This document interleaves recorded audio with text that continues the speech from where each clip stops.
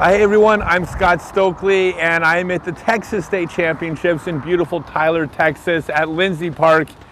And I'm going to be doing a hole by hole breakdown of every single hole that everyone is going to be playing over the next 3 days.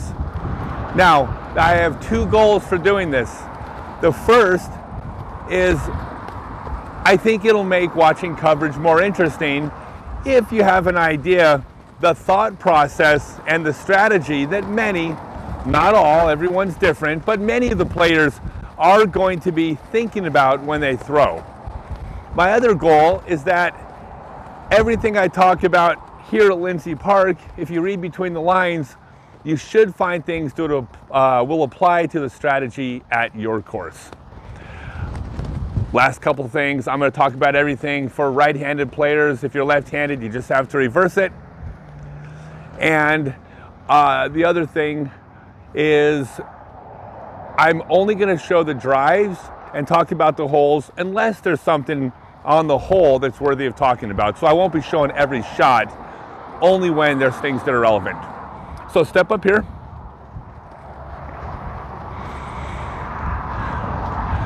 So this is the iconic first hole, throwing out to the pyramid, 386 feet, open on the right. And of all the hole by hole breakdowns I do, this quite possibly may be the longest. Actually, let's move the camera up. Maybe we can block the wind a little bit right here. All right, this is going to be a long breakdown, but there's actually way more going on here than you might think. Because if this hole wasn't on the pyramid, 386 feet, OB's not even really in play, you step up and throw to the basket. It's on the pyramid. There are so many different considerations. I'm going to try to cover them all. So the first is the pyramid is actually pretty high up. A lot of times on a smaller elevated basket, the goal is not to land up by the basket, just land at the base of the mound and you got a pretty reasonable putt. I'm actually, and I might be the only person in the field, but if I'm not up on at least the first tier, I might be laying up from anywhere. So my particular strategy is going to be, I'm going to try to land the disc up the pyramid some. If I can land it up at the pyramid 1 out of 3 rounds, I can drop in a 2. The other 2 rounds, I'll lay up a 2 and a couple 3s. I'm actually fine with that. These kids these days on tour, they're going to be a little more aggressive. They will be going for it from down low. So here's what we have to consider, and this is what players will be considering. It's actually a complex problem to solve. So first off, you need to decide if you're throwing a backhand or a sidearm. Now, if there's a headwind or a tailwind or no wind, you can throw any of the above. It's not going to make a difference. However, if you have a crosswind, general rule of thumb is you don't show the wind to the bottom of the disc. That means if the wind's blowing right to left, you wouldn't throw a backhand, it's less predictable. You would throw a sidearm, top of the disc sees the wind, it pushes the disc down. If the wind's blowing left to right, you would throw a backhand. Second consideration, it's logical that you want to have a tailwind putt. But if you're putting at an elevated basket, it's like 20 times as important to have a tailwind putt. The reason why is that this thing right here acts like a wing. When this is a wing, flying straight through the air, it can penetrate pretty well, even in wind. Tailwind putts are still easier, but headwind putts are doable. However, if you are putting into a headwind, meaning if you're putting this direction with the wind blowing this way, at an elevated basket, you're starting to turn this wing into a sail. Since you're putting uphill, the wind affects the disc dramatically, makes that putt way more difficult than a flat ground putt. In fact, putting this far up the hill to the basket into a 10-mile-an-hour headwind, just 10 miles an hour, you could literally hit chains dead center and the wind could blow the disc back out. So you want to land upwind of the basket. So if the wind's blowing this direction, you want to land on this side of the target, giving yourself a tailwind putt. However, to get there, you'd have to throw the backhand hyzer, which shows the bottom of the disc to wind, which is a less predictable drive. So every player in the field is going to have to make the decision, throw a more difficult drive to give yourself the tailwind putt, a harder drive to execute, yet an easier putt, or they can choose the easier drive, leave themselves a more difficult putt. I can't tell you what any player is going to choose, but that is the thought process they're going to have to consider. If there's a crosswind going one direction one round, another direction, the opposite direction the next round, you're going to see the exact same player, in many cases, throw a backhand one round and a sidearm the next. Now, my strategy for this hole is I'm going to throw the more predictable drive, and I'm not worried as much about what side of the basket I wind up on because I'm trying to land on top of the pyramid. If I'm on the ground, I'm going to be laying up. Not as much of an issue for me, so I want the more predictable drive. Just try to get at least one of my 3 rounds close. So let me go ahead and chuck a sidearm and see what happens. By the way, you can see the flag blowing left to right. That's why I'm throwing the sidearm drive.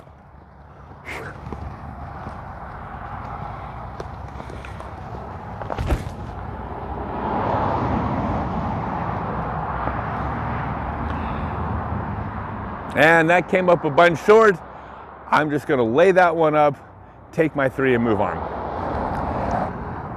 So if I am right up against the base of this, right lined up in the middle with a good wind, I will be going for it, but it would have to be a perfect ground shot before I'm taking the risk myself.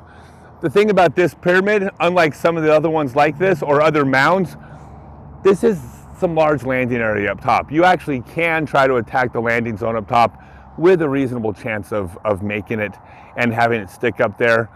Some players might not like the randomness to a good shot that doesn't hit the wall and skips. Yeah, there is a little bit of that. I'll definitely give them that. But there is a large enough area to be aggressive for the top of the mound, at least on this pyramid. Hole 2, 741-foot par 4. Before I say what we're thinking on this hole, if you want to support what I do, by all means consider becoming a patron. There's going to be a Patreon link down below. I don't take donations for like my Blue Power stuff. I don't consider this a donation. If you feel like you enjoy the content, you get a lot of entertainment and value, especially if you feel like it is helping your game, you can join for $7, $14, or $21 a month. Actually, you can do any amount you want, but you can just become a patron, and it's a way of making sure the content keeps coming in. All right, so this hole here, 741 feet. There is OB to the right and man-made OB to the left. Again, I like the man-made OB. It's just one of those things that even though it's 741 feet, you have to actually control a little bit. So it's not just close your eyes, throw as far as you can. If you throw far, you win type of situation. You have to hit the fairway and take that into consideration. This is a good example of a hole where you want to come out here early to these events and practice them, because off to the right, the road's out of bounds and it curves around, but you really don't know where the road is until you've thrown the hole a couple times and gotten a feel for it. This is a hole players are going to attack though. They're going to want to birdie. The further you push down, the shorter your approach shot. This is one of the few holes where I think you do really want to get birdie. I'll go ahead and chuck it back in and see how it goes.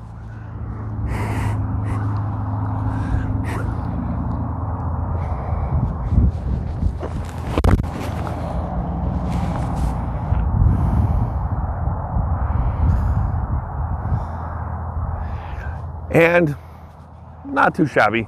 I got a reasonable approach shot. Hole 3, 464 feet. You got to go through a double mando. The goal here is to push your sidearm straight. If you split that mando with any angle on the sidearm, it's probably going to be cutting in too early. The disc will fade enough for you, so you're really thinking more about pushing distance than you are trying to make the bend and letting the fade of the disc naturally get there.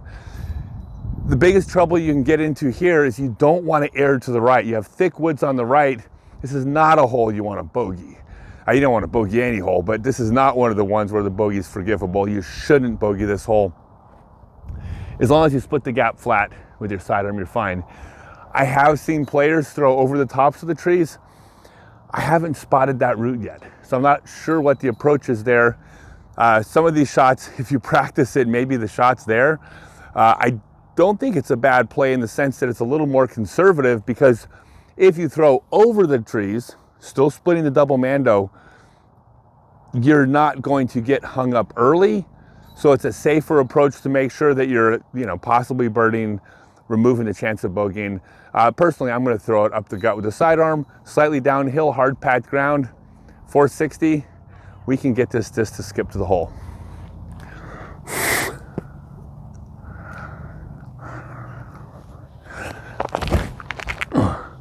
Oh my God, basically just like that. Okay, that's coming in tight, but that is a circle 2 putt, guaranteed par. So here's where a little bit of the mental toughness comes in, because hole 1, you stick it on top of the pyramid, you get your birdie. If not, you're probably gonna par. Hole 2, it's a par 4, but it's one of the ones you kind of want to birdie if you can. Hole 3 it's a little bit trickier. There's some trouble to get into, and there's a risk of bogeying the par 3 hole that you mostly can reach. And then the course just starts getting harder and harder. So it lulls you into this false sense of, I can do this. Yeah, then it gets good. So I just want to give you all a look at what players might be thinking when they're throwing over the top, because the over the top shot is less likely to be a pure line to the hole, but pure line is irrelevant. There's no box for pure line on the scorecard, only a box to put a number in. And when you throw over the top as a more conservative approach, you can crash up there, you can crash behind the basket, and honestly, if you crash these trees 3 times, it would be a bad break to have none of them by the basket. There's a lot to hit here. You could possibly give yourself 3 good putts going over the top. So I'm reevaluating this. I might be thinking over the top. I'll let you know on Friday. Okay, hole 4. This hole is hard. It's 880 feet, par 4. Trouble all down the right side. There's OB left, less in play on the drive, more in play at the end of the flight, but reasonable. Like, you should be able to avoid OB on this hole. This just is going to penalize you for a really bad shot, not a slightly bad shot. The goal here is, if you want to 3 this hole, you do have to push the drive. You got to actually put something into it. If you play just a real conservative fairway shot, you're probably looking at another fairway shot and a jump putt and a layup. So this one you got to put a little into.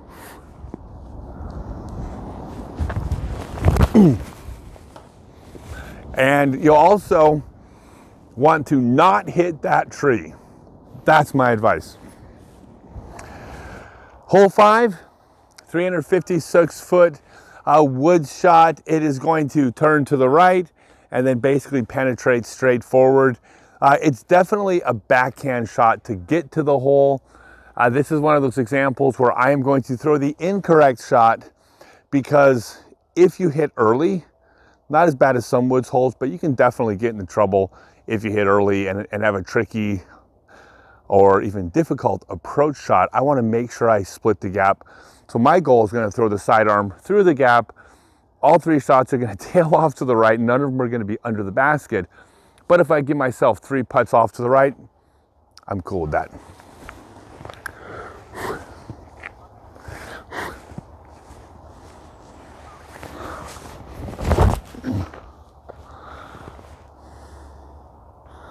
Yeah, short to the right, circle 2. Hole 6, 555 feet, par 4. You're pushing about 250 virtually straight, and then turning, 45 degrees down a hill. Like all of these shots that are in the woods, you want to make sure you're in the fairway. But unlike some of the shots in the woods, you're not going to see players throwing a purely conservative putter out to the fairway? Probably. The reason why is because the last 300 feet down the hill, there is a lot of OB very near the basket. Since there's OB near the basket, players are going to want to have a shorter approach where they can execute, reducing the risk of going out of bounds. So this is one of those holes where if you get too conservative, it could actually cost you 2 strokes if you mess up the approach. So I'm going to be throwing a sidearm. I think most players will be throwing a sidearm, but really trying to push the distance and trying to get to the edge of the hill, if not down it, at least a little bit.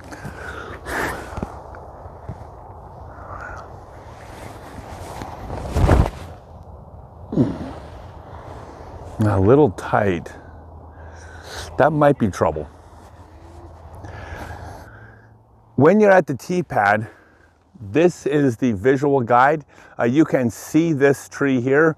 Obviously, you don't want to be in it. You want to pull inside of it, but you don't want to pull inside of it by much. You want to push the distance past it. And that, as you can see, it's a decent sized landing area. There's room to be a little bit aggressive on the drive. That's why you're not going to see real conservative shots, because the landing zone is pretty darn big here. But as you can also see, the closer you get, you throw a shot up here, you're almost looking jump putt.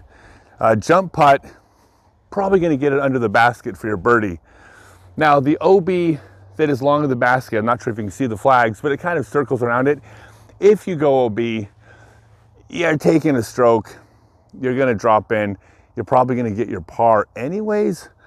But this is certainly one of those holes that you want to be aggressive on. You want to birdie this one.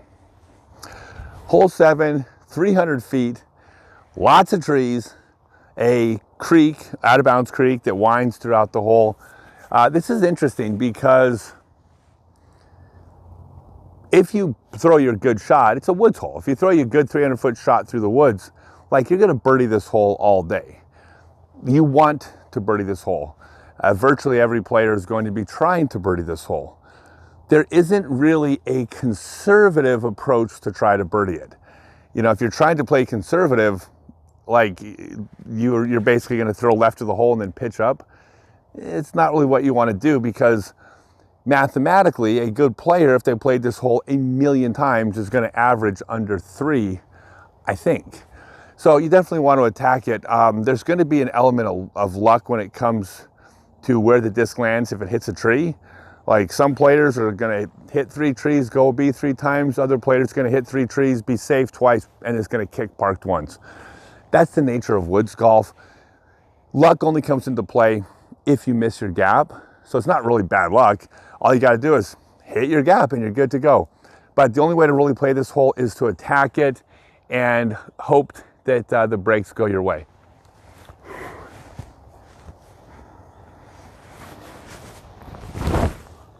Oh my God, just throw it like that all 3 rounds. That's going to skip in the hole. Oh God, yeah, okay, just do that. In fact, I'm going to count that for my first round.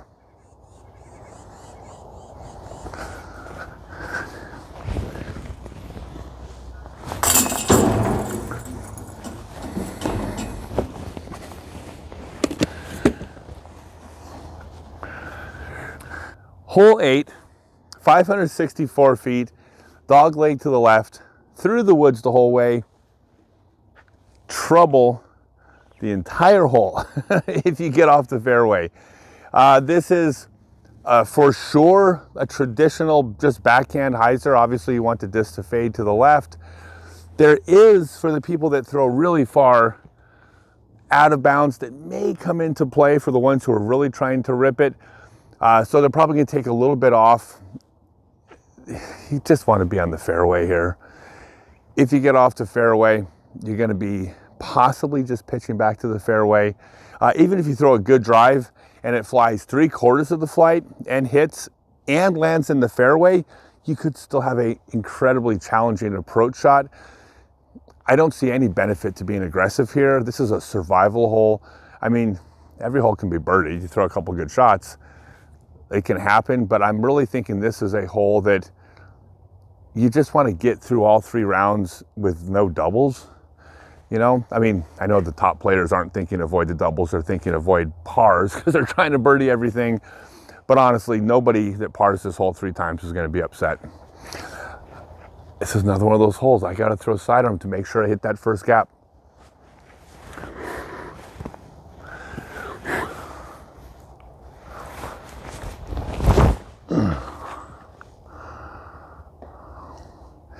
And let's videotape the whole hole. Let's see how it plays out. Missed my first gap.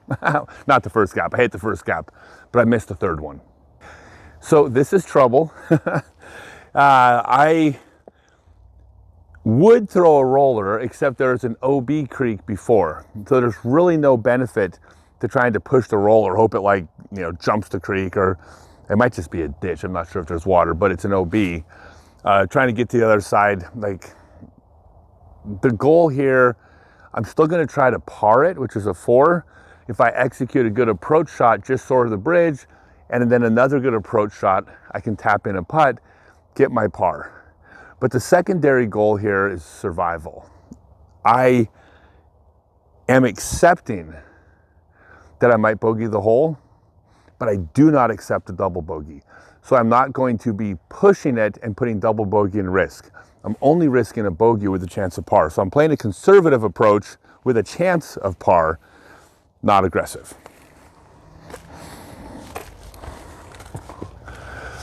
So just want to get to that bridge down yonder. By the way, ever since I've been in Texas, I've been saying y'all and yonder a lot.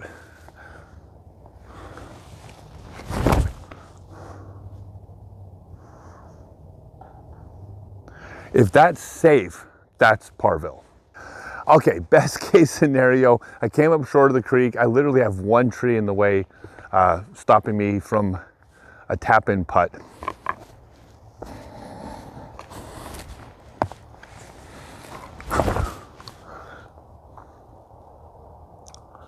That was almost a birdie, but easy par, super happy.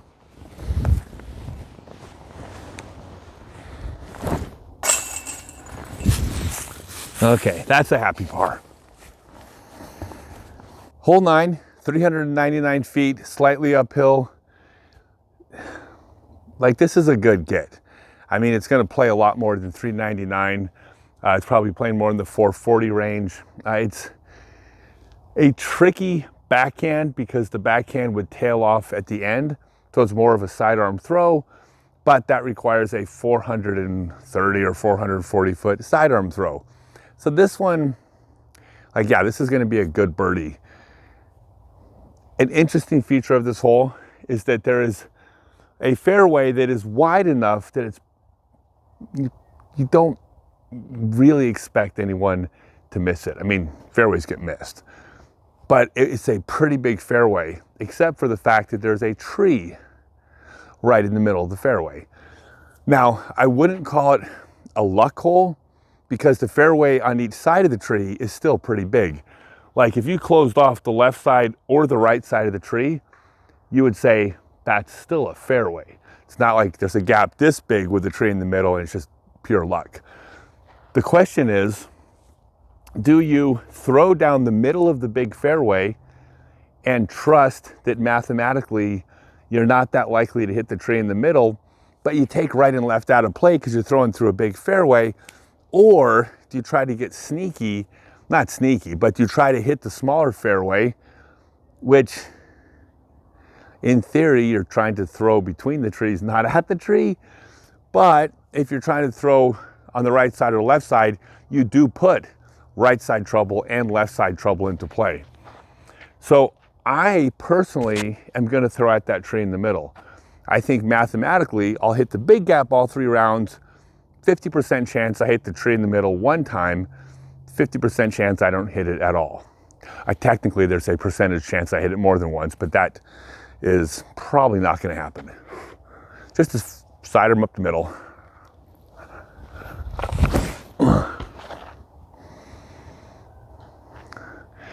And I think my arm's done for the day.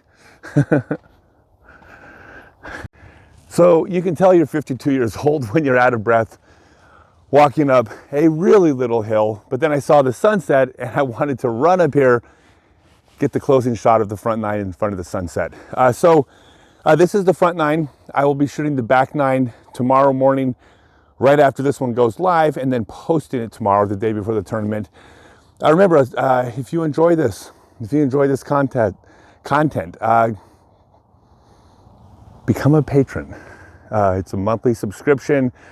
It's month to month. You can try it for 1 month. By the way, there's silver, gold, and the highest level, plastic level, for 21 bucks a month.